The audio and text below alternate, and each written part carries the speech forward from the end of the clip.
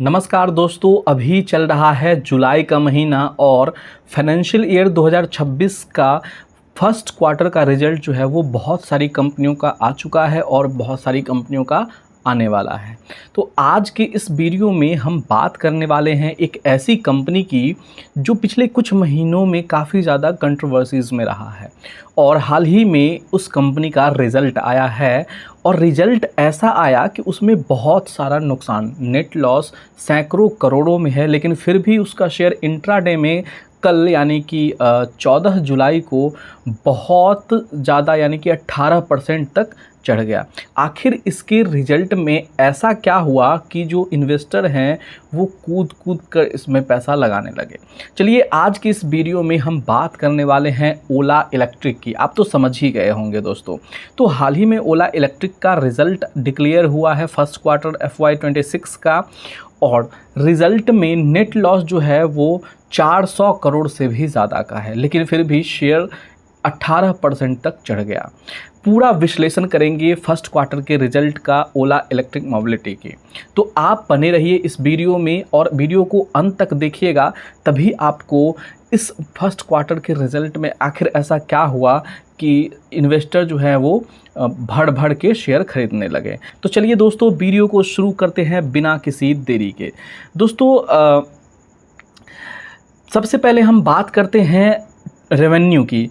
तो first quarter 26 का जो रेवेन्यू है ओला इलेक्ट्रिक का कंसोलिडेटेड रेवेन्यू 828 करोड़ रहा है, जो कि पिछले क्वार्टर में यह 611 करोड़ था, यानी कि 35% क्वार्टर ऑन क्वार्टर ग्रोथ देखा गया है।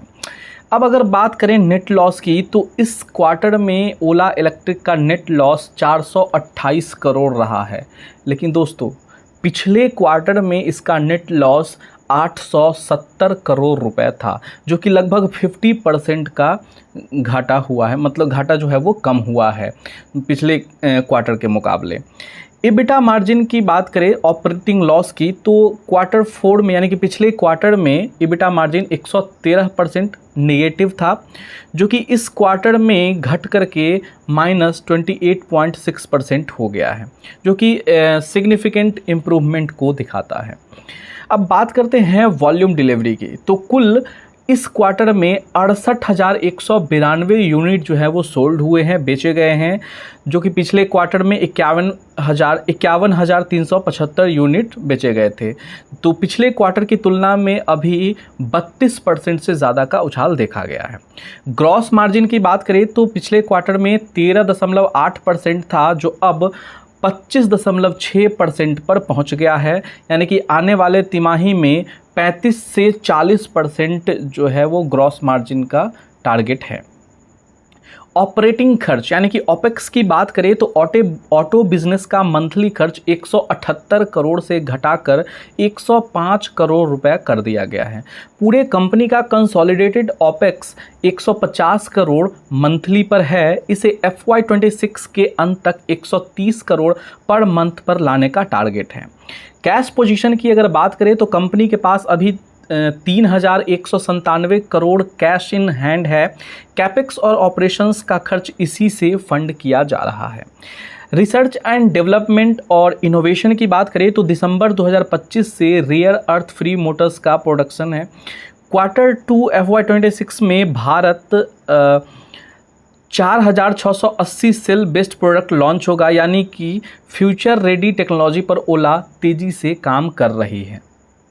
तो ये था इस वीडियो का पहला पार्ट, जिसमें हमने इस क्वार्टर का जो रिज़ल्ट है उसको पिछले क्वार्टर के रिज़ल्ट से कंपेयर करके बताया है।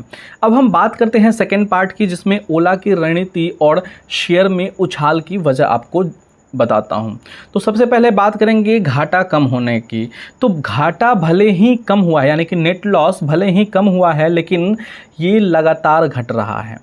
इन्वेस्टर इसे एक टर्निंग पॉइंट मान रहा है। दोस्तों ओला इलेक्ट्रिक का शेयर जो पिछले कुछ महीनों से इन्वेस्टर इसके तरफ ध्यान भी नहीं दे रहे थे, आज इसी शेयर का प्राइस 18% तक बढ़ गया इंट्राडे में।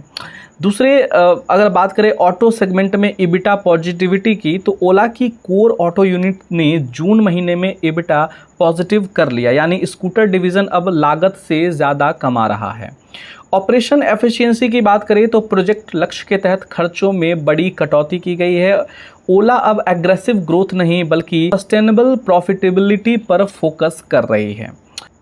गवर्नमेंट PLI इंसेंटिव्स की बात करें तो ओला को PLI स्कीम से भारी मार्जिन सपोर्ट मिलेगा। FY26 के सेकेंड क्वार्टर से इसका असर दिखना आपको शुरू हो जाएगा। इन्वेस्टर्स के कॉन्फिडेंस में वापसी आई है। इतना डिटेल रोड मैप और डेटा ड्राइवन एग्जीक्यूशन देखकर इन्वेस्टर्स को लग रहा है कि ओला वाकई में प्रॉफिटेबिलिटी की ओर बढ़ रही है। दोस्तों ओला इलेक्ट्रिक घाटा में ज़रूर है, लेकिन अब घाटा कंट्रोल में है और कमाई की ओर पहला कदम भी पड़ चुका है। ये एक टर्निंग फेज हो सकता है, लेकिन इन्वेस्ट से पहले प्रॉपर रिस्क इवैल्यूएशन ज़रूरी है। तो दोस्तों अगर आपको वीडियो पसंद आया हो तो लाइक कीजिएगा, अपने दोस्तों को शेयर कीजिएगा, और आप क्या सोचते हैं ओला इलेक्ट्रिक के इस जो फर्स्ट क्वार्टर का रिज़ल्ट है उस पर, तो कमेंट बॉक्स में अपनी राय हमें ज़रूर दीजिएगा।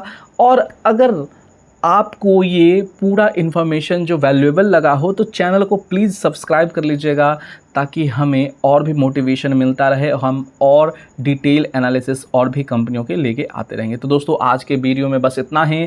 मिलते हैं आपसे नए वीडियो में किसी नए टॉपिक के साथ। तब तक के लिए धन्यवाद। जय हिंद।